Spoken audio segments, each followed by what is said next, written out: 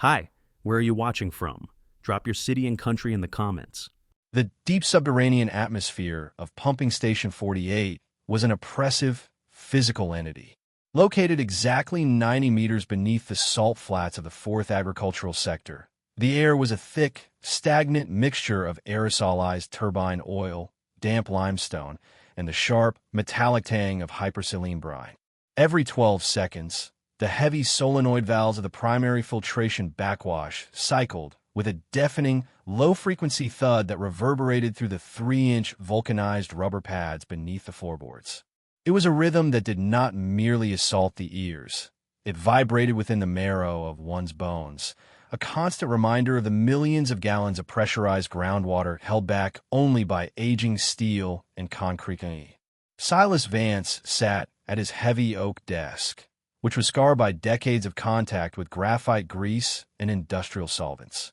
At 84 years old, Silas was a living anachronism within the slick, automated hierarchy of Agrosystems Corporation.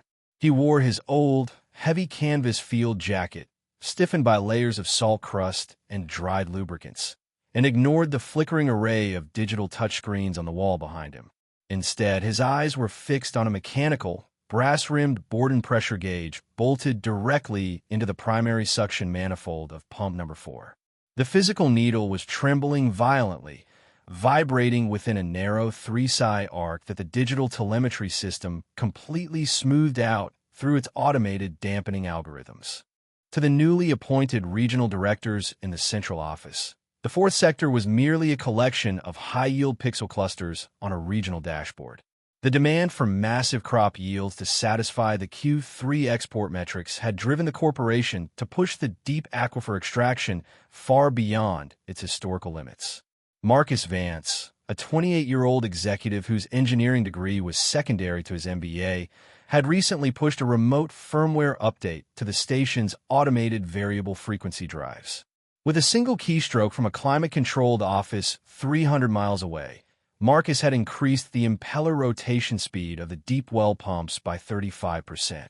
The digital dashboard in the corporate headquarters lit up in a reassuring, vibrant green, displaying a record-breaking flow rate of 9,000 cubic meters per hour. Silas, however, did not need a digital dashboard to know that the aquifer was dying. He could hear it in the frantic, gravel-like rattling inside the casing of pump number 4. The unmistakable acoustic signature of severe cavitation. The accelerated drawdown was lowering the piezometric head faster than the surrounding lithological strata could replenish it. The local water table was collapsing, creating a localized cone of depression that was actively drawing in highly corrosive, ancient brine from the deeper, unmapped Paleogene formations below. The automated sensors, calibrated exclusively for freshwater density, remained blind to the chemical shift, reporting perfect operational parameters while the internal components of the machinery were being systematically dissolved from the inside out. The steel security door of the control room hissed open, admitting a blast of hot, dry air from the lower pipe gallery, followed closely by Marcus Vance. The young executive looked entirely out of place in the subterranean dampness. His pristine, lightweight corporate tech apparel and spotless safety boots contrasted sharply with the grime of Station 48. He held a sleek, ruggedized tablet in his hand, its screen displaying a flashing red prompt that demanded an immediate digital sign-off. "Vance," Marcus began, his voice strained by the need to project authority over the baseline roar of the machinery. "The regional automated compliance queue has been blocked for 48 hours because your physical terminal hasn't validated the deep aquifer over-extraction manifest. This isn't a localized decision anymore. The central distribution grid needs this water for the hydrocrop fields in Sector 2 by midnight, or we face massive supply chain penalties. Sign the authorization." Silas did not look up from his physical logbook, his calloused hand steadily recording the manual ximeter readings in precise, blocky handwriting. "The impeller blades on number 4 are dissolving. Marcus, the cavitation index has passed the critical threshold of 1.4. If you keep drawing from this horizon at 9,000 cubes, you aren't just pulling water anymore. You're pulling the lower silt matrix." The structural integrity of the main seal bulkhead relies on hydrostatic equilibrium. You're emptying the basement of the entire sector. Marcus let out a short, dismissive laugh, tapping the screen of his tablet with an aggressive finger. Look at the hydrocloud. V5 simulation, old man.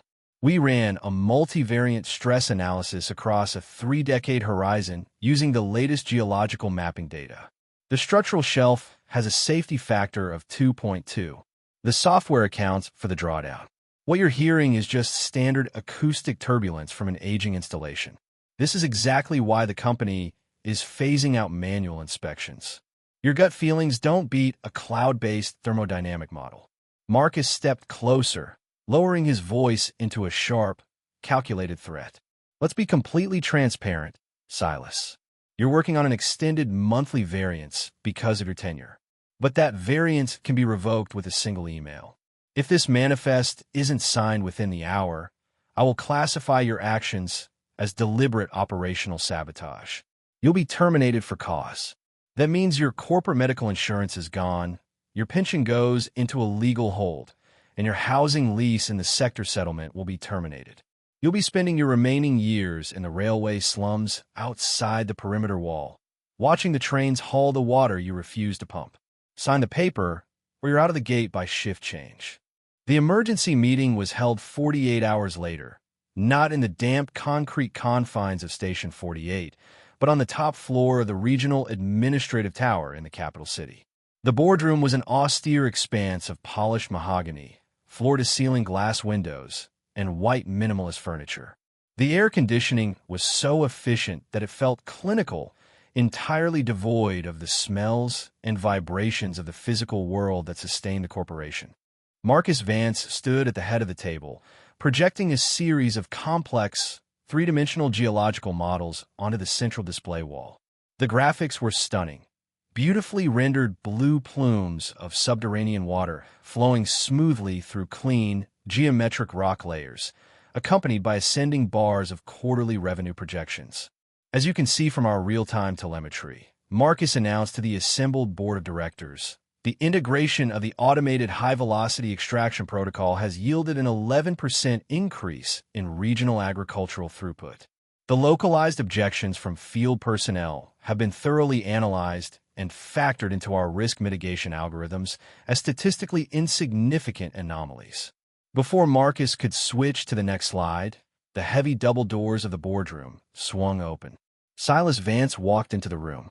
He had not changed out of his salt-encrusted canvas field jacket, and his heavy boots left faint, dark tracks of damp graphite grease across the immaculate white carpeting.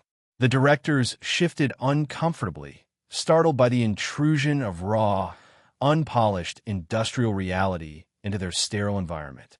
Silas didn't say a word.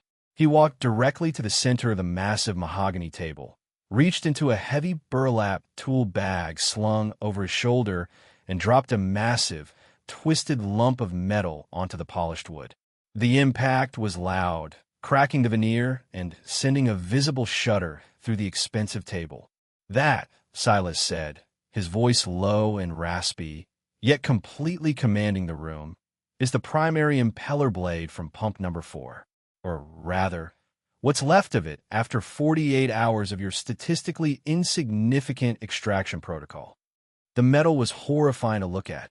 It resembled a piece of rotted coral, its thick steel edges eaten away in a jagged, fragile lace by the sheer force of cavitation bubbles collapsing at 20,000 pounds per square inch. Silas then reached into his pocket and placed a clear glass jar next to the ruined blade. Inside was a dense, slate-gray sludge that slowly settled to the bottom of a dark brine. Your hydrocloud software didn't see this because your digital sensors are optical flow meters calibrated for clean, fresh water, Silas continued, pointing a grease-stained finger at Marcus's beautiful 3D models. But nature doesn't care about your calibration. The cone of depression has ruptured the lower silt aquitard. Station 48 is currently sucking up a mixture of 30% sand and 40% hypersaline ancient brine. The sand acts like an industrial sandblaster inside the main pump casings, while the brine eats the seals. Right now, as we sit in this air-conditioned room, the lower bulkhead of Sector 4 is undergoing catastrophic structural erosion. The cloud isn't showing you a disaster because you didn't program it to look for one. Marcus's face flushed a deep, angry crimson. He scrambled to his tablet, his fingers flying across the interface as he attempted to discredit the physical evidence. This is an unverified component. There is no record of an emergency shutdown or parts replacement in the automated maintenance ledger. This man is utilizing unauthorized mechanical artifacts to disrupt a corporate policy decision. The ledger is empty because your automated telemetry crashed 12 minutes ago. Marcus, Silas said calmly, leaning over the table. The sand finally ground down the primary turbine shafts until the bearings welded themselves shut from sheer frictional heat. The system didn't send an alert because the telemetry lines were severed when the pump housing fractured. Marcus tried to access the live stream of Station 48, but his tablet screen merely displayed a spinning loading icon, followed by a stark, white error message. Telemetry timeout. Device unreachable. Panic began to crack through his carefully curated corporate composure. It's just a localized network drop. We can route the backup pumps via the secondary cloud API. There are no backup pumps left, and the cloud can't turn a valve that's been warped by 600 degrees of thermal overload, Silas replied. He reached into his canvas jacket and pulled out a physical document. It was not a corporate printout.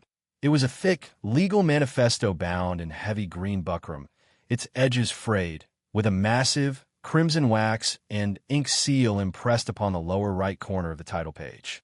This is the Federal Deep Hydraulics and Aquifer Preservation Safety Act of 1998, Statutory Exclusion Treaty No. 712, Silas announced, placing it firmly on top of Marcus's tablet.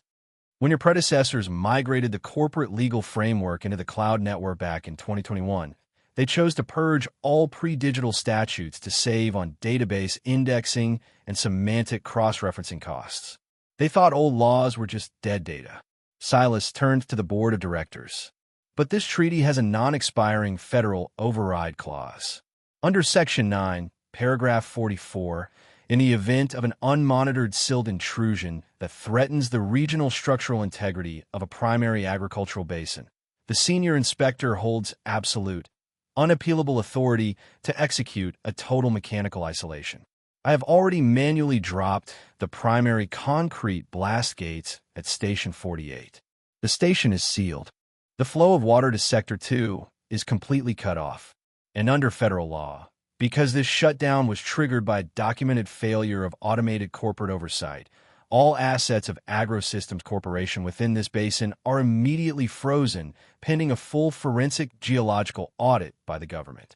Marcus stared at the green book, his hands trembling as he realized that no software update, no corporate buzzword, and no amount of slick presentation styling could undo the physical reality of a dropped concrete blast gate and a non-digital federal law.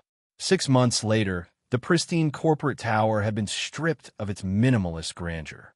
Agrosystems Corporation, unable to meet its agricultural supply contracts due to the total freezing of its fourth sector assets, had collapsed into a rapid, ungraceful bankruptcy. The forensic audit triggered by Silas's ancient treaty had uncovered systematic, widespread falsification of environmental safety data across multiple sectors, leading to massive federal fines that completely erased the company's valuation overnight. The beautiful 3D models and cloud dashboards were locked away on impounded government servers, useless digital monuments to an empire built on ignored physical laws. The fourth agricultural sector was no longer a high-yield zone. It was a restricted environmental recovery zone. The deep pumps were silent, the concrete blast gates remaining firmly in place to allow the aquifer's piezometric head to slowly, agonizingly recover over the next several decades. Silas Vance stood on the gravel observation deck overlooking the abandoned access shaft of Station 48. The air was cleaner now, no longer vibrating with the frantic, overdriven roar of the pumps. He wore the same canvas field jacket, though it now bore a brass insignia signifying his appointment as the Chief Technical Trustee of the Federal Basin Restoration Bureau.